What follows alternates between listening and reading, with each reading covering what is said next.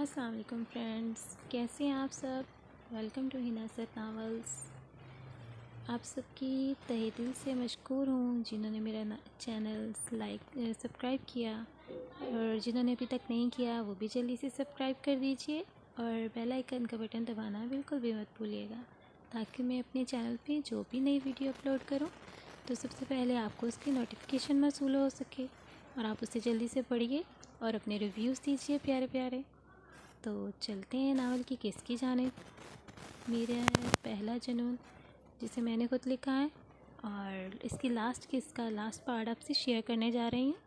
تو آئیے چلتے ہیں قسط کی جانب۔ زرمینی اور گل خان پہلے ہارون شیخ کے والد کے گھر ملازمت کرتے تھے۔ ہارون شیخ کے والد نے پہلی بیوی کی وفات کے بعد دوسری شادی فبیہہ بیگم سے کی تھی، جو ان کی علالت کی وجہ سے سارا نظام سنبھال رہی تھی۔ وہ چاہتی تھی کہ ہارون شیخ اپنی بیوی کو طلاق دے کر ان کی مرضی سے شادی کریں، تاکہ وہ اپنی زمین و جائیداد میں اضافہ کر سکیں، مگر ہارون شیخ نے انکار کر دیا۔ ہاسپٹل میں 2 جڑواں بچیوں کی پیدائش کے دوران ہارون شیخ کی بیوی عائشہ انہیں داغ مفارقت دے گئی۔ زرمینی جو بے اولاد تھی، فبیہہ بیگم نے ایک تیر سے 2 نشانے لگائے، ایک تو ہارون شیخ سے بچیاں چھین لینے کا، دوسرا زرمینی اور گل خان کو اپنے قرض تلے دبانے کا۔ انہوں نے دونوں بچیاں اپنی آدمی سے کہہ کر دونوں کے سپرد کروا دیں، تاکہ وہ دونوں ہی بچیاں لے کر وہاں سے فرار ہو جائیں اور کہیں دوسری جگہ بسیرا کر لیں۔ زرمینی تو ایک بچی کو لے کر فرار ہو چکی تھی، جبکہ گل خان ایسا نہیں کر سکا۔ اسے اس کا ضمیر کچھو کے لگا رہا تھا، کیسے وہ ایک باپ سے اس کی بیٹی چھین کر اپنے دل کو قرار دے سکتا ہے۔ اتنے میں ہارون شیخ اس کے سر پر پہنچ گئے اور اپنی ایک بیٹی یعنی محمل کو بچا لیا۔ گل خان بچی اس کے حوالے کرتا وہاں سے تیزی سے فرار ہو گیا۔ ہارون شیخ نے بعد میں گل خان اور اپنی دوسری بیٹی کو ڈھونڈنے کی بہت کوشش کی، مگر بے سود، اسے کوئی سراغ نہ مل سکا۔ وہ اپنی جان سے عزیز بیوی اور ایک بیٹی سے ہاتھ دھو بیٹھا تھا۔ اب ایک بیٹی کی زندگی بچانے کے لیے اس نے پاکستان کو ہمیشہ کے لیے چھوڑ دیا اور بیرون ملک شفٹ ہو گیا، کیونکہ اگر وہ مزید یہاں رکتا تو فبیہہ بیگم ضرور محمل کو کوئی نہ کوئی نقصان پہنچا کر ان کی مرضی کی آگے سر جھکانے پر مجبور کرتی۔ دوسری طرف زرمینی نے گل خان کو صاف منع کر دیا تھا کہ وہ بچی کو کسی بھی صورت واپس نہیں کرے گی۔ وقت یوں ہی گزرتا چلا گیا اور ایک دن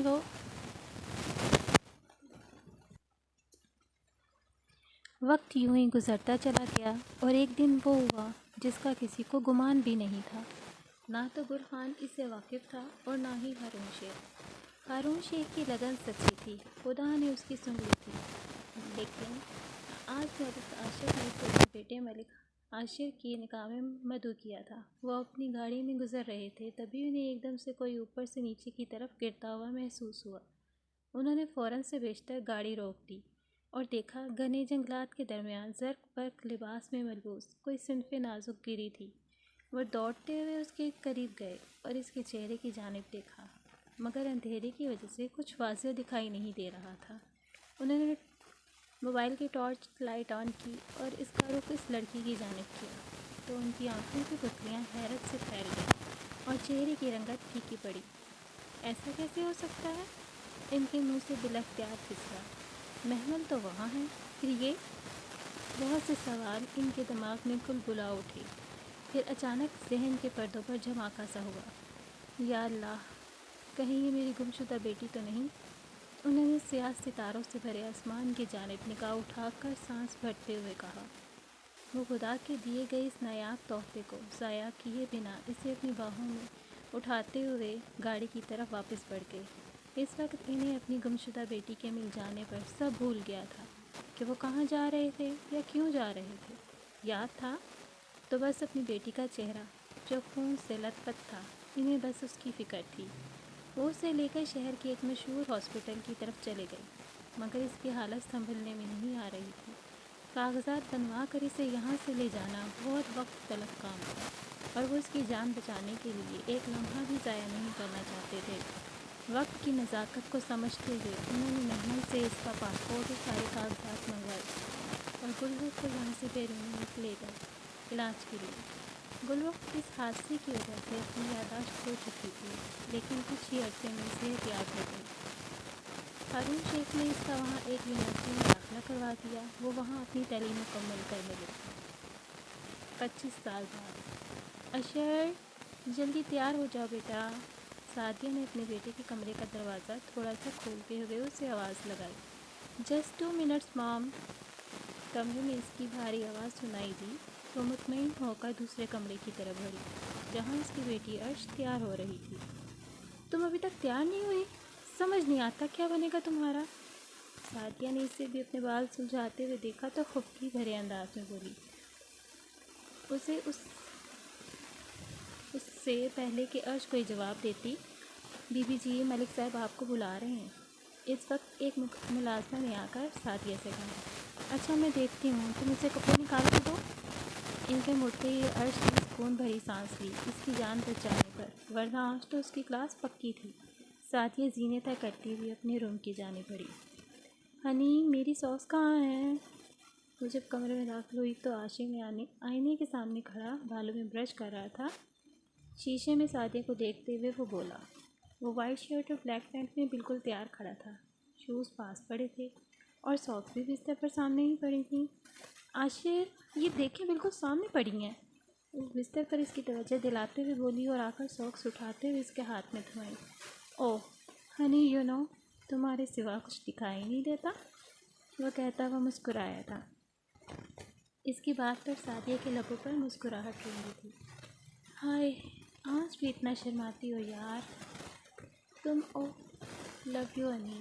عاشق نے آگے بڑھ کے اس کے کمر کے گرد اپنا حصار بنا کر اپنے قریب کیا تھا۔ اوف عاشق آپ دن میں 1000 بار الگ ہی بولتے ہیں، آپ کو کوئی اور بات نہیں آتی؟ وہ اپنی ہنسی دبائے سنجیدگی سے بولی۔ نہ مجھے محبت کے سوا کچھ نہیں آتا۔ تم نے مجھے اپنی محبت کا بیمار کر لیا، وہ اس کی گردن پر جھکتا ہوا بولا۔ پھر ڈاکٹر کو دکھانا چاہیے، آپ کا مرض، وہ مسکراتے ہوئے بولی۔ وہاں ڈاکٹر ہی کیا کرے جہاں تیری محبت ہی شفا ٹھہرے۔ عاشق آپ ہر گزرتے ہوئے دن کے ساتھ مزید چھچورے ہوتے جا رہے ہیں۔ سعدیہ نے اسے تھوڑا پیچھے کیا لیکن اپنے لب رکھ چکا تھا۔ محبت چیک کرو یار میری، بڑھتی چلی جا رہی ہے، کہاں ملے گی تمہیں ایسی محبت؟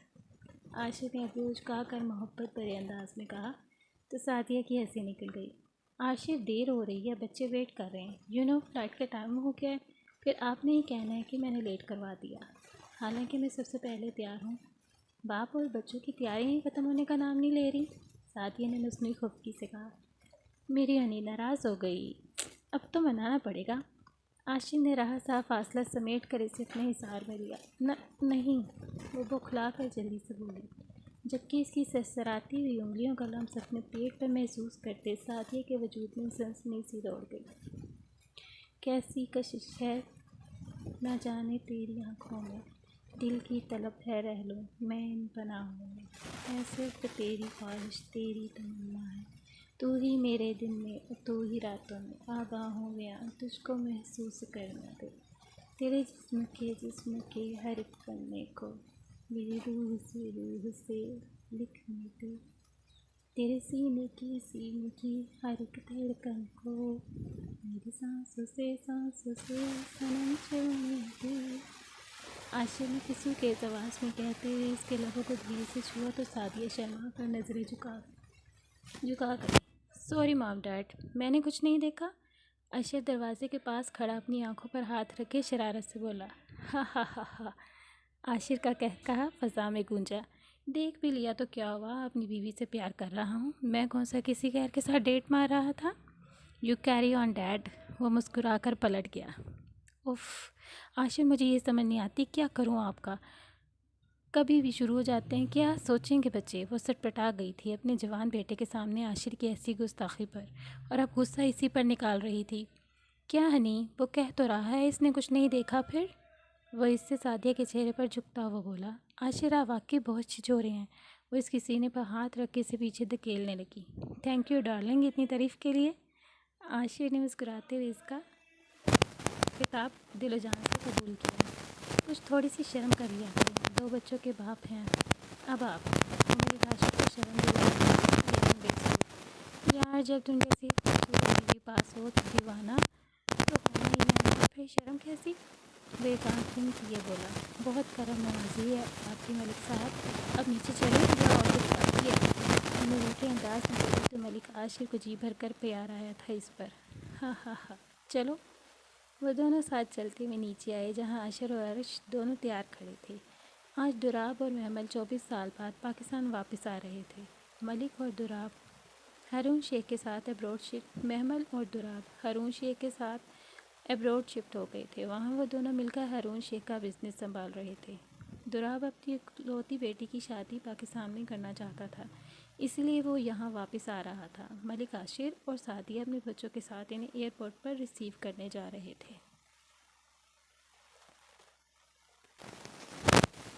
मॉम, ये रुख कहाँ है? कब से तलाश कर रहा हूँ, मुझे कहीं नज़र ही नहीं आ रही। वो लॉन में बैठे चाय पीती हुई हुमा से मुखातिब हुआ। उन्होंने समसाम और आलिम करदेसी के घर की दरमियानी दीवार को तोड़ दिया था। मतलब एक ही घर था। आलिम करदेसी, हुमा, समसाम और गुलरुख साथ ही रहते थे। अब्बास करदेसी 2 साल पहले वफ़ात पा गए थे।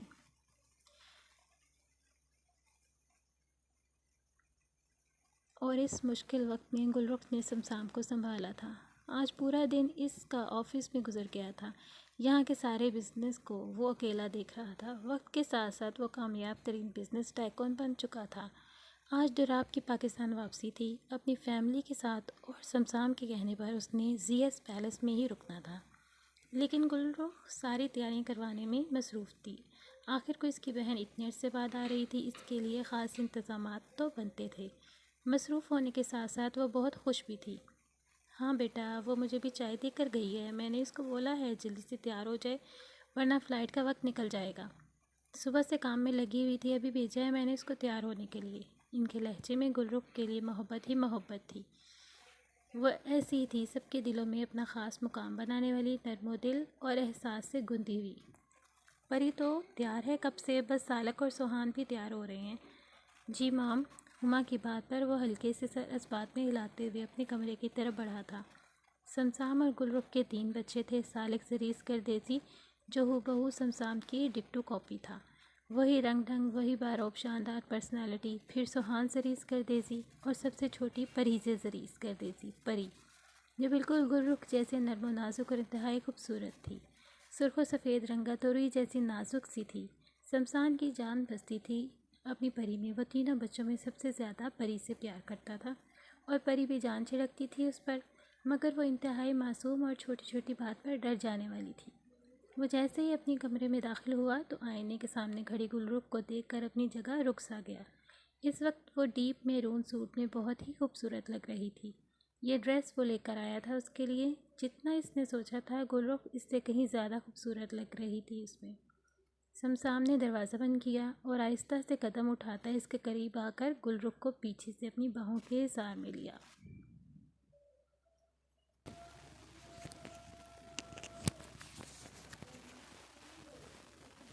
आज भी वो इतना ही शानदार पर्सनालिटी का मालिक था।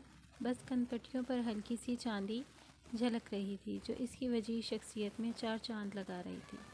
बहुत खूबसूरत लग रही हो, वो इसके कान में सरगोशी के अंदाज में बोला और हल्के से इसके कान की लूक को अपने दांतों में दबाया। मिल गई फुर्सत आपको? याद आ गया आपको आपकी एक बीवी भी है? गुलरुख आईने में एक नज़र इसको देखकर चूड़ियाँ पहनती हुई बोली थी। मेरा ध्यान कभी तुमसे हटा ही नहीं जाना। तुम तो मेरी धड़कनों के साथ दिल बनकर धड़कती हो, लेकिन तुम कल से मुझे इग्नोर कर रही हो। अपनी बहन के आने की खुशी में अपने सिमसिम को भूल बैठी हो। रात को भी मेरे सोने के बाद रूम में आई थी और सुबह होते ही रूम से गायब। इसके लहजे में शिकवा महसूस करके हल्का सा मुस्कुराई थी। कल से तुमने मुझे जितना इग्नोर किया हुआ है ना, उसकी सज़ा के लिए तैयार रहना। बहुत ही अच्छी सज़ा सोच रखी है तुम्हारे लिए। वो अपना चेहरा इसके बालों में छुपाकर इनमें से फूटती हुई उसकी मनपसंद महसूर कुन महक को अपनी सांसों में उतारता हुआ बोझल आवाज़ में बोला, क्या कर रहे हैं? प्लीज़ पीछे हटें। इसने झंझलाए अंदाज से कहा। जब दोनों के दिलों में इश्क धड़क रहा हो, फिर ये बिला वजह की दूरियां क्यों? मैं चाहता हूँ तो मुझे अपने इश्क में फ़ना कर दो, ऐसा फ़ना कि जिसकी कोई मिसाल ना हो। शमशान के शौक जिसारत पर गुलरुख के आज भी गुलाबी कश्मीरी सेफ़ी गाल दहकर लाल अंगारा हो गए। इसकी घनी मस्काने पलकों पे साया फिगन लरसने लगीं। اس نے ایک نظر اٹھا کر اس کی جانب دیکھا تو وہ شوق نظروں سے اسی کو دیکھ رہا تھا، وہ بھی اس کے گرے شفاف وارفتگی لٹاتی آنکھوں میں ڈوبنے لگی تھی۔ پتہ ہے جب تم مجھے یوں وارفتگی سے دیکھتی ہو تو میں خود کو بہت قیمتی محسوس کرتا ہوں۔ وہ اس کی سماعتوں میں رس گھول رہا تھا، وہ مسمرائز سی تھی۔ میں جب بھی آپ کو سامنے دیکھتی ہوں تو زندگی محسوس کرتی ہوں، وہ اس کی بیعت زدہ گال پر ہاتھ رکھے دھیمی آواز میں بولی۔ ایسا کرتے ہیں، بچوں کو بھیج دیتے ہیں انہیں لینے کے لیے۔ وہ بھی اس کو اپنی باہوں کے حصار میں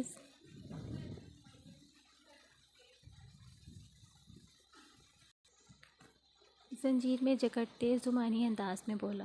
بچوں کو کیوں؟ ہم کیوں نہیں جائیں گے؟ گل رخ نے ناسمجھی سے اس کی طرف دیکھا تو اس کے سوال پر سمسام کی مسکراہٹ گہری ہوئی تھی۔ ابھی بتا دیتا ہوں۔ اس نے ایک جھٹکے میں گل رخ کی گردن میں ہاتھ ڈال کر اسے اپنے قریب کیا اور اس کے لبوں پر جھک گیا۔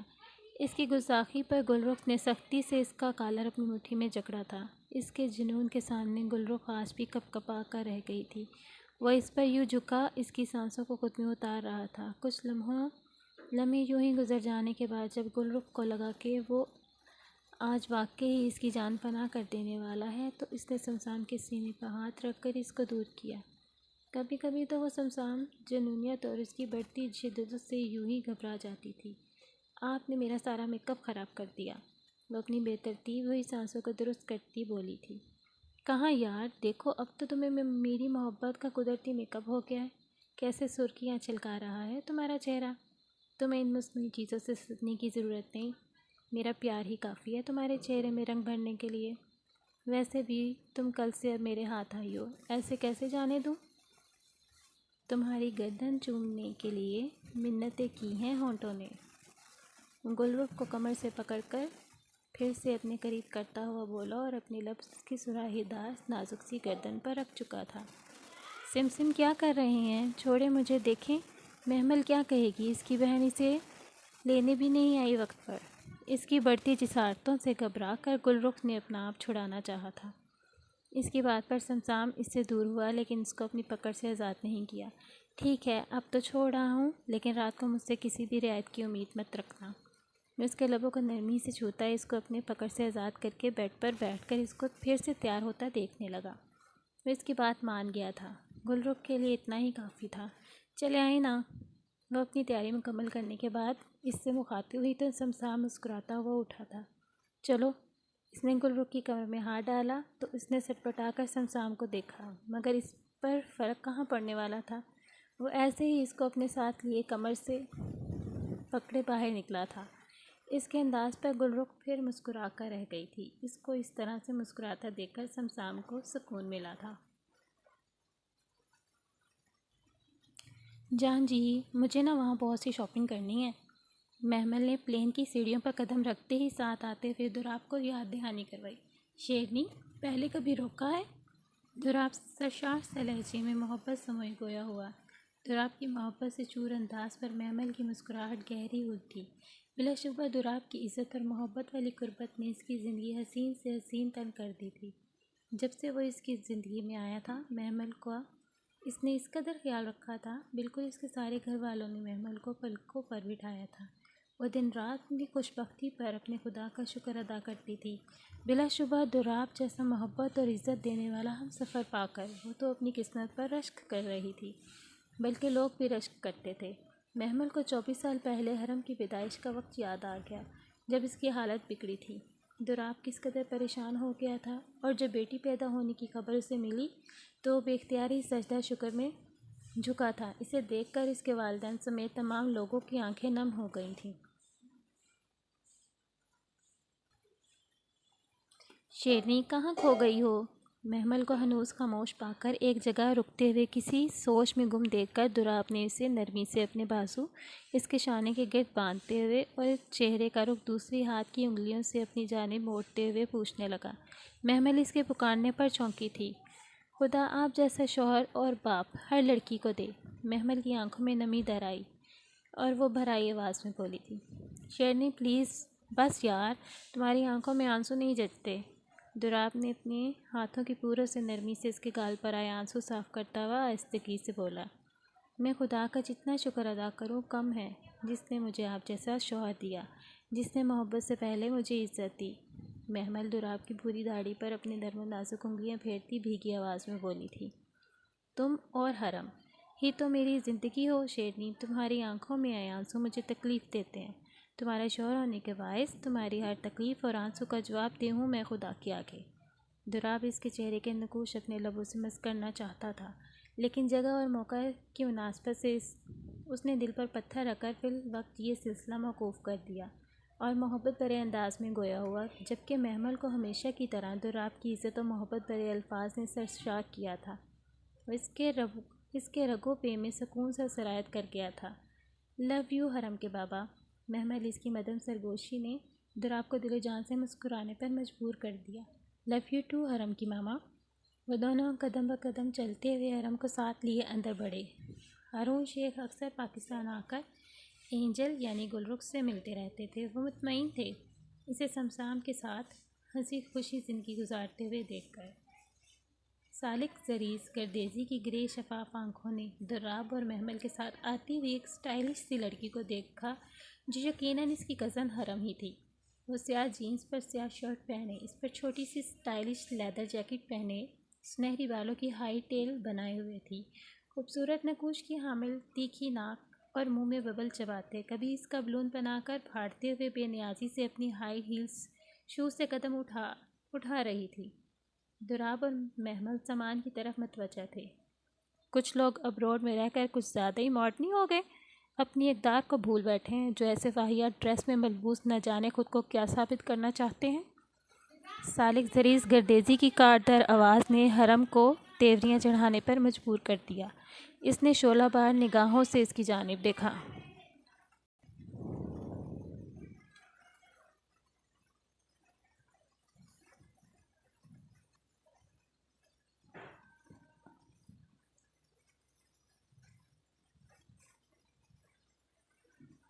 اور کچھ لوگ پڑھ کر بھی دقیانوسی سوچ رکھتے ہیں۔ وہ بھی ایک ایک لفظ چبا کر کٹیلی نگاہوں سے اسے دیکھتے ہوئے بولی، کیا ہو گیا بھائی، آتے ہی شروع ہو گئے تم دونوں؟ دراب اور محمل ان دونوں کے قریب آئے تو محمل نے ڈپٹ کر کہا، میں نے نہیں، آپ کے بھانجے نے شروعات کی ہیں۔ وہ شانے پر آئی پونی ٹیل کو پشت پہ جھٹکتے ہوئے تڑپ کر بولی اور مخالف سمت تیز تیز قدموں سے بڑھنے لگی۔ السلام علیکم۔ سمسام اور سوہان پری گل رخ جو پیچھے پیچھے تھے وہ آ گئے تو سب آپس میں ایک دوسرے سے ملنے لگے۔ عاشر اور سعدیہ بھی اپنی فیملی کے ساتھ وہاں پہنچ گئے، سب ملنے لگے تھے۔ سالک نے اس کے پیچھے لمبے ڈگ بھرتا ہوا باہر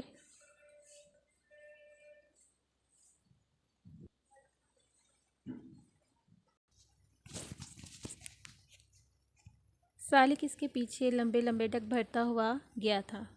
سمجھتا کیا ہے اپنے آپ کو؟ اس نے استہزائیہ انداز میں ہنکارا بھر کر کہا۔ اچانک سامنے سے سامان والی ٹرالی کے ساتھ اس کا پاؤں رپٹ گیا اور وہ ماربل کی چکنی فرش پر پھسل کر گری۔ لاؤ ہاتھ دو۔ وہ زمین بوس تھی کہ ایک چوڑی ہتھیلی اپنے سامنے دیکھی تو سر اٹھا کر دیکھا۔ وہ مقابل اپنی شاندار پرسنالٹی سمیت پورے جاہو جلال سے کھڑا تھا۔ حرم کی نظریں اس کی گرے شفاف آنکھوں سے ملی تھیں۔ ہے گرے آئیز ڈونٹ ہپنوٹائز۔ جیسے تمہارے جیسے کئی میرے آگے پیچھے پھرتے ہیں، وہ ایک ادائے بے نیازی سے بولی۔ سالک زریز گردیزی خود اپنے آپ میں ایک برانڈ ہے۔ وہ تم جیسیوں کے آگے پیچھے نہیں پھرتا، بلکہ تتلیوں کو اپنے ارد گرد گھومنے پر مجبور کر دیتا ہے۔ وہ کیا کسی سے کم تھا؟ ان گنت لڑکیاں ہمہ وقت اس کے ارد گرد منڈلاتی رہتی تھیں، مگر وہ اپنی عادت کے باعث کسی سے بھی فری نہیں ہوتا تھا۔ لیکن نہ جانے اس میں کیا بات تھی کہ وہ خود کو اس کی طرف بڑھنے میں روک نہیں پا رہا تھا، مگر گریز و اجتناب بدستور قائم تھا۔ اوہ مسٹر پراؤڈی، آئی ایم حرم دراب افندی، تم ابھی جانتے نہیں مجھے؟ وہ دھمکی آمیز انداز میں انگلی اٹھا کر بولی۔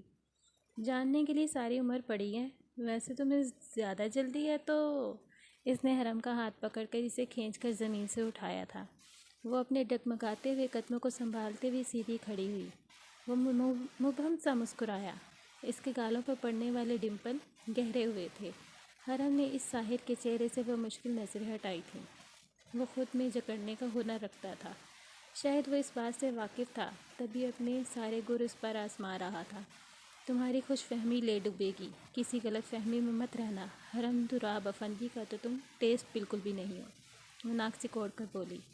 تم نے ٹیسٹ کیا ہی کب ہے؟ اپنے پاس سے اندازے مت لگاؤ۔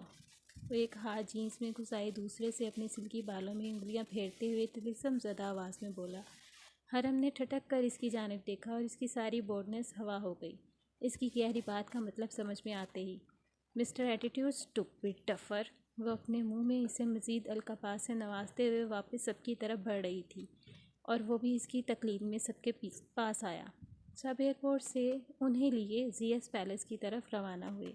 ایک گاڑی میں سالک، حرم، سمسام اور دراب تھے، دوسری گاڑی میں عاشق، سعدیہ، محمل اور گلرخ تھے، جبکہ تیسری گاڑی میں آگے ڈرائیونگ سیٹ پر سوہان زریز کر دیزی بیٹھا تھا، اس کے ساتھ عرش بیٹھی تھی، جبکہ پیچھے اشر اور پریزے بیٹھے تھے۔ پریزے اشر کو ساتھ بیٹھے دیکھ کر بری طرح کپکپا رہی تھی۔ وہ عرش کے ساتھ بیٹھنا چاہتی تھی مگر سوہان نے اسے اپنے ساتھ آگے بٹھا لیا تو مجبوراً اسے اشر کے ساتھ پیچھے بیٹھنا پڑا۔ اس نے ایک سرسری سی بھی نظر اس پر نہیں ڈالی، وہ کھڑکی سے باہر نظر آنے والے مناظر پر نظریں جمائے ہوئے تھی۔ باقی دونوں گاڑیاں آگے نکل گئی تھیں، ان کی گاڑی سب سے پیچھے تھی۔ اشر بھائی، کیوں نہ کچھ کھا لیا جائے؟ سوہان نے گاڑی کی رفتار کم کرتے ہوئے پیچھے پلٹ کر اشر سے رائے لی۔ Y not? اس نے شانے اچکا کر اجازت دی۔ میں اشر کو ساتھ لے جاتا ہوں، یہ کچھ لینے میں میری مدد کر دے گی۔ میں پری کو لے جاتا مگر اس نے شاپ میں جا کر بھی چپ ہی رہنا ہے ایز یوزول۔ سوہان کی بات پر پری نے خفکی سے اپنے بڑے بھائی کو گھورا۔ پری، تم چلو گی؟ اشر نے گاڑی کا دروازہ کھول کر باہر نکلتے ہوئے اس سے پوچھا۔ وہ دونوں ہم عمر اور کلاس میٹ تھیں، دونوں میں گہری دوستی تھی۔ میں وہ اس سے پہلے کہ وہ اپنی بات مکمل کرتی، اشر نے اس کی بات درمیان میں ہی اچک لی۔ تم لوگ جاؤ، رہنے دو پری کو، میں ایسے کہا تھوڑی نہ جاؤں گا۔ اس نے پری کو بری طرح کپکپاتے ہوئے دیکھ کر ذرا سخت لہجے میں کہا۔ تو پریزے کا سانس خشک ہوا۔ سوہان اور عرش سر ہلاتے آگے بڑھ گئے۔ سنو نا کزن، ہمارے دل پر وزن۔ سوہان نے آگے بڑھتی ہوئی عرش کا ہاتھ پکڑ کر اسے کھینچ کر اپنے ساتھ کیا۔ عرش کے دل نے زور سے دھڑکنا شروع کر دیا۔ سنو نا شوخے، ہاتھ چھوڑو ورنہ کھاؤ گے میرے بھائی سے جوتے۔ عرش نے دانت کچکچا کر غصیلی آواز میں جواباً کہا۔ تمہیں دیکھتے ہی شوخہ پن چھا جاتا ہے، کیا کروں اس دل کا؟ اشر کے چہرے پر سرخی اور اس کے یکدم جھکی آنکھوں کو دیکھ کر وہ مسکراتے ہوئے گویا ہوا۔ بس دعا ہے کاش وہ دن نصیب میں آئے جب میں تمہیں جی بھر کر حق سے دیکھ سکوں، کس کر سکوں، بلکہ کچھ بھی کروں تم پر، ہم میں تمام دوریاں مٹ جائیں۔ عرش کے چہرے پر حیا کے رنگ دیکھ کر وہ خاصا محظوظ ہو رہا تھا۔ آنکھوں میں شرارت لیے وہ سنجیدگی سے گویا ہوا۔ کرو گی نا اس ناچیز کو قبول؟ سوہان پلیز تنگ مت کرو۔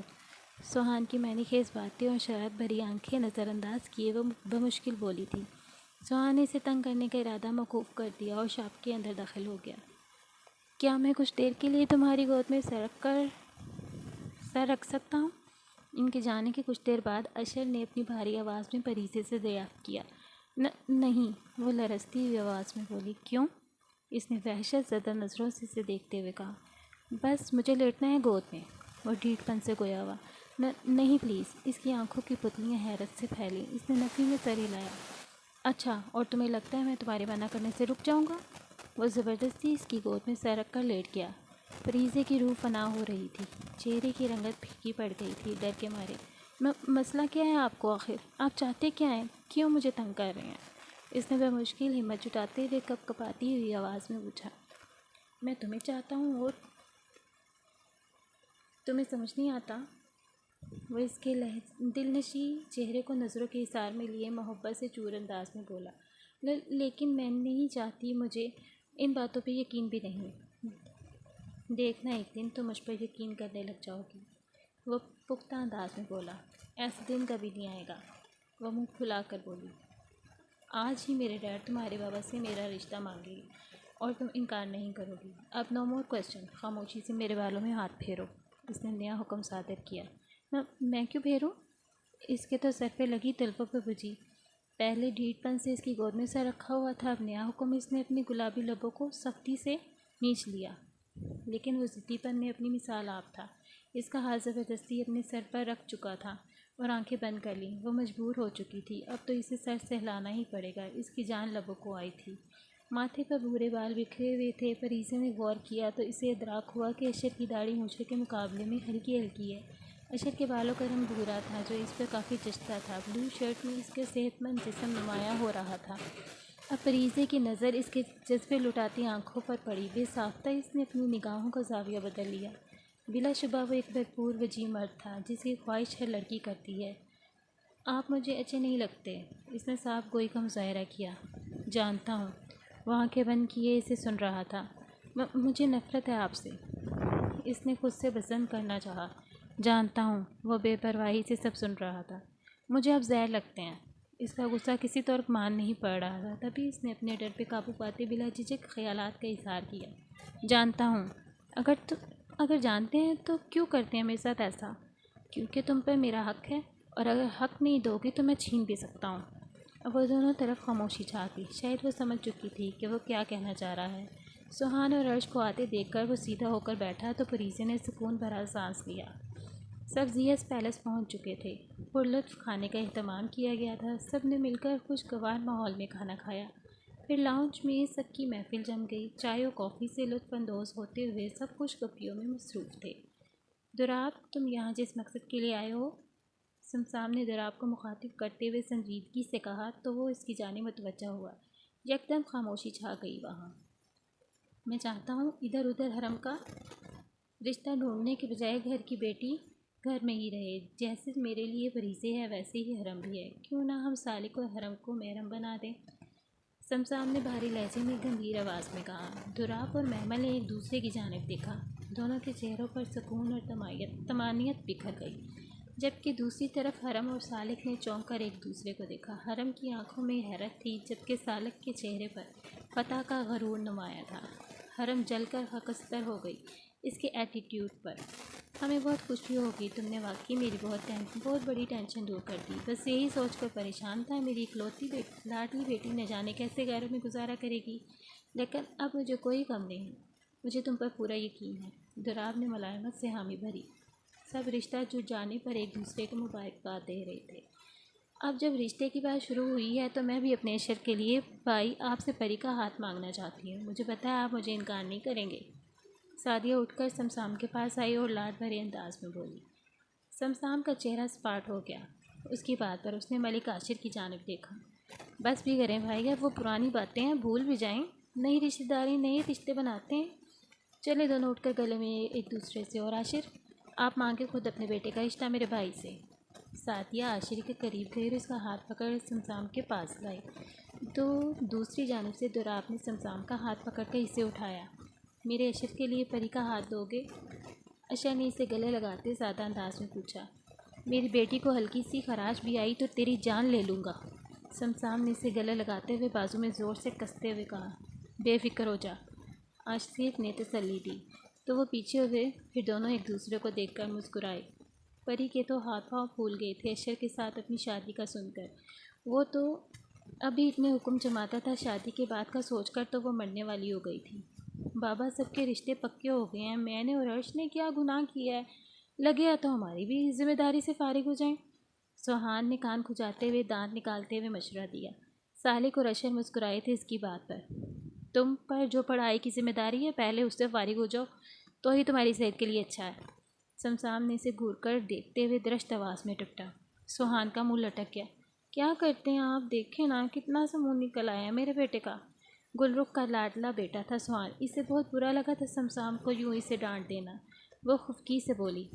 عرش ہماری بیٹی ہے لیکن پہلے یہ نکمہ پڑھائی پوری کرے۔ سمسام نے کٹیلی نظروں سے سوہان کو دیکھا۔ سوہان کو سمسام کے منہ سے اپنے اور عرش کے رشتے کے لیے اقرار سن کر 440 والٹ کا جھٹکا لگا۔ ہرا! وہ شوق پن سے ہنستے ہوئے چلایا اور زمین سے 4 فٹ اوپر اچھلا اور زوردار نعرہ لگایا۔ شرم! تو سمسام نے بھاری آواز میں گھرکا۔ سوہان نے بچنے کے لیے باہر کی طرف دوڑ لگا دی تو سب اس کی حرکت پر ہنسنے لگے۔ آج گل رخ آئینے کے سامنے کھڑی اپنے ہاتھوں میں سے چوڑیاں نکال کر ایک طرف رکھ رہی تھی۔ سمسام دبے پاؤں چلتا ہوا اس کے قریب آیا۔ دونوں کی نگاہیں شیشے میں ایک دوسرے کو دیکھتے ہوئے ملی۔ سنیں؟ جی سنائیں۔ اگین تھینکس، گل رخ نے کہا۔ For what? آپ نے سب کے سامنے میری بات کا مان رکھا۔ وہ یقیناً سوہان والی بات کا ذکر کر رہی تھی۔ جانتی ہو، جنون سے دل میں ایک چنگاری پیدا ہوتی ہے اور وہ چنگاری انسان کو اس کے وجود سے بے خبر اور تباہ کر دیتی ہے۔ میری ذات بھی تمہارے عشق میں فنا ہو چکی ہے۔ یہ تو کوئی بات نہ تھی، تم مانگو تو جان بھی حاضر ہے جناب۔ سمسام نے اس کی پشت پر بکھرے ہوئے سنہری باز ہاتھ سے ہٹا کر ایک طرف رکھے اور اس کے گلے کی زینت بنا نفیس سا نیکلس اتار کر ڈریسر پر رکھا۔ پھر پشت سے اس کی کمر کے گرد اپنے باہوں کا حصار بناتا ہوا بیچ میں اتنی دوری کا خاتمہ کر کے اس کی سراہی دار سفید گردن پر اپنا لمس چھوڑنے لگا۔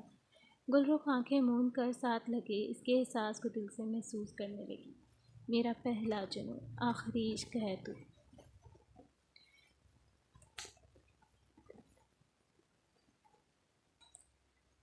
جی تو ریڈرز، کیسی لگی آپ کو آج کی قسط، بلکہ آخری قسط؟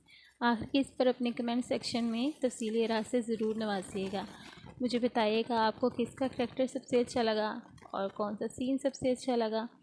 کوئی ڈائلاگ جو آپ کو اچھا لگا ہو، کچھ بھی جو آپ کو پسند آیا ہو تو مجھے ضرور آگاہ کیجیے گا، اور جس کا سب سے اچھا مجھے کمنٹ لگا یوٹیوب پر تو اسے میں اپنی بک سینڈ کروں گی، دل مستر تیری مدھوشی۔ اور میری آواز بہت زیادہ خراب تھی، گلا خراب تھا اور مجھے بولا ہی نہیں جا رہا تھا، بہت مشکل سے وائس ریکارڈنگ کی کیونکہ میں نے آپ سے وعدہ کیا تھا کہ اس بار میں اپنی آواز میں ریکارڈنگ کروں گی، تو بس وعدہ پورا کرنے کے لیے میں نے عجیب سی آواز میں ریکارڈ کر دیا۔ آپ کی تہہ دل سے مشکور ہوں گی، آپ نے میری آواز برداشت کی، اور مجھے نہیں پتہ میں نے کیسا بولا ہے کیسا نہیں، اگر کچھ میں نے غلط بول دیا ہوگا تو اس کے لیے بھی معذرت چاہتی ہوں، اور اپنی آراء سے ضرور نوازیے گا۔ تو انشاءاللہ ملتے ہیں ہم نئے ناول کے ساتھ، اور میری یوٹیوب چینل پر بنے رہیے گا، مجھے آپ کے ساتھ کی بہت ضرورت ہے۔ Thanks a lot for everything to every readers. اللہ حافظ، اپنا بہت سا خیال رکھیے گا اور دعا میں یاد رکھیے گا۔